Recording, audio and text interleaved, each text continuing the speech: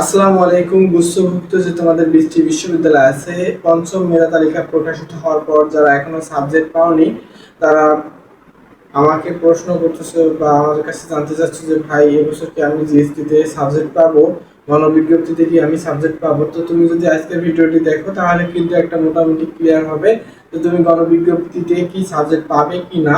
তো ভিডিওটি শুরু করা যাক। এবং আরেকটি কথা, চূড়ান্ত ভর্তি কবে থেকে শুরু, এখনো গুচ্ছভুক্ত বিশ্ববিদ্যালয় থেকে কোনো নোটিশ দেওয়া হয়নি যে কত তারিখে চূড়ান্ত ভর্তি শুরু হবে। আজ 6 তারিখ, হয়তো খুব শীঘ্রই আগামীকাল বা পরশু দিনের মধ্যে তারা কি করবে, চূড়ান্ত ভর্তির তালিকা প্রকাশ করবে। তো চলো শুরু করা যাক। প্রথমে একটা জিনিস বুঝো, গণবিজ্ঞপ্তি কি? গণবিজ্ঞপ্তি হচ্ছে একটি ভর্তির শেষ প্রক্রিয়া, বিশ্ববিদ্যালয় ভর্তির শেষ প্রক্রিয়া, যেখানে যারা 1 থেকে 5ম মেধা তালিকায় সাবজেক্ট পাওনি তাদের একটি সাবজেক্ট পাওয়ার একটি মাধ্যম। এরপর গণবিজ্ঞপ্তিতে কারা অংশগ্রহণ করতে পারবে? গণবিজ্ঞপ্তিতে তারা অংশগ্রহণ করতে পারবে যারা পঞ্চম অর্থাৎ 1 থেকে 5ম মেধা তালিকার মধ্যে যারা সাবজেক্ট পায়নি, শুধু তারাই কিন্তু অংশগ্রহণ করতে পারবে। অর্থাৎ যারা সাবজেক্ট পেয়েছে তারা কিন্তু এখানে অংশগ্রহণ করতে পারবে না। তো এরপর আরেকটি প্রশ্ন, ভাইয়া গণবিজ্ঞপ্তি কখন দিবে? যদি ক্লাস 15ই জুলাই শুরু হয় তাহলে তোমাদের গণবিজ্ঞপ্তি দিতে পারে 25 জুলাই, অর্থাৎ আসন ফাঁকা সাপেক্ষে কিন্তু গণবিজ্ঞপ্তি দিতে পারে। এরপর গণবিজ্ঞপ্তি কি একাধিক বিশ্ববিদ্যালয় অংশগ্রহণ করতে পারবো? গণবিজ্ঞপ্তিতে কি একাধিক বিশ্ববিদ্যালয় অংশগ্রহণ করতে পারবো? হ্যাঁ, তুমি যদি একাধিক ইউনিভার্সিটি চয়েস দাও তাহলে কিন্তু গণবিজ্ঞপ্তিতে একাধিক বিশ্ববিদ্যালয়ে তুমি অংশগ্রহণ করতে পারবা। আর অনেকে হয়তো ভাবতেছে যে আমি তো চয়েস দিইনি, আমি কি গণবিজ্ঞপ্তিতে অংশগ্রহণ করতে পারবো? অর্থাৎ ওই ইউনিভার্সিটি চয়েস দিইনি, ওই ইউনিভার্সিটিতে কি গণবিজ্ঞপ্তিতে অংশগ্রহণ করতে পারবা? উত্তরটি হচ্ছে, তুমি যদি ইউনিভার্সিটি চয়েস না দাও তাহলে কিন্তু তুমি গণবিজ্ঞপ্তিতে অংশগ্রহণ করতে পারবা না।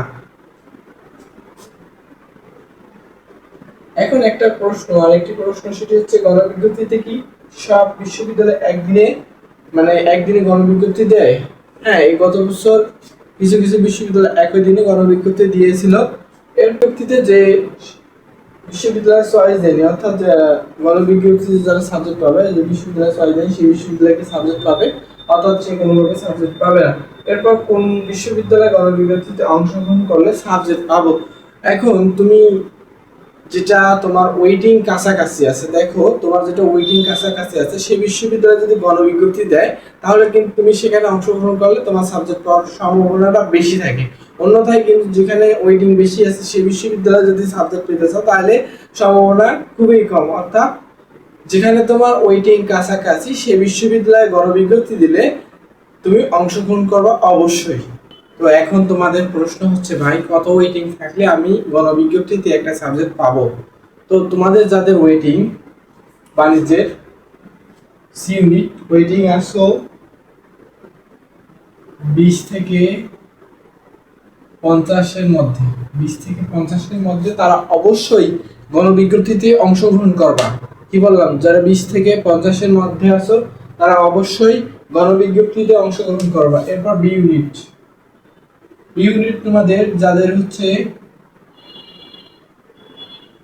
25 থেকে 60 ওয়েটিং আছে, 60 ওয়েটিং আছে, তারা অবশ্যই গণবিজ্ঞপ্তিতে কি অংশগ্রহণ করবা।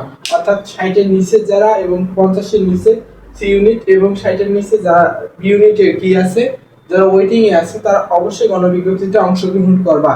এরপর এ ইউনিট,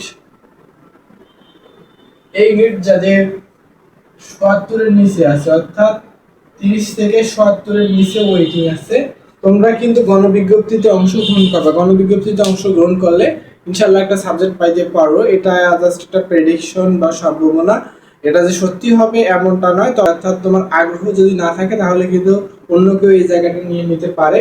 এই জন্য তোমরা কি করবা, এই গণবিজ্ঞপ্তিতে অংশগ্রহণ করবা। আর যদি গণবিজ্ঞপ্তিতে অংশগ্রহণ করার ইচ্ছা না থাকে যে আমি এরকম সাবজেক্টে পড়বো না, ভাই আমি ন্যাশনালে এরকম সাবজেক্টে আছি, আমি এখানে এরকম সাবজেক্ট পড়বো না, আমি ন্যাশনালে এই সাবজেক্টে ভর্তি হয়েছি, তো তোমাদের কাছে একটা অনুরোধ যে সেকেন্ড টাইম প্রিপারেশন নাও। পাবলিক বিশ্ববিদ্যালয়ে ভর্তি হওয়ার জন্য ভালোভাবে প্রিপারেশন নাও। তুমি তো পারবে, তুমি তো সেই ছেলেটা, তুমি তো সেই মেয়েটা যে হচ্ছে এইচএসসি পাস করেছে, অর্থাৎ ওখানে মোটামুটি ফেলের হার ছিল 40%, সেখানে তুমি 60 জন মানে 100 জনের মধ্যে 60 জন ছিলা, যেখানে তুমি পাশ করছিলা।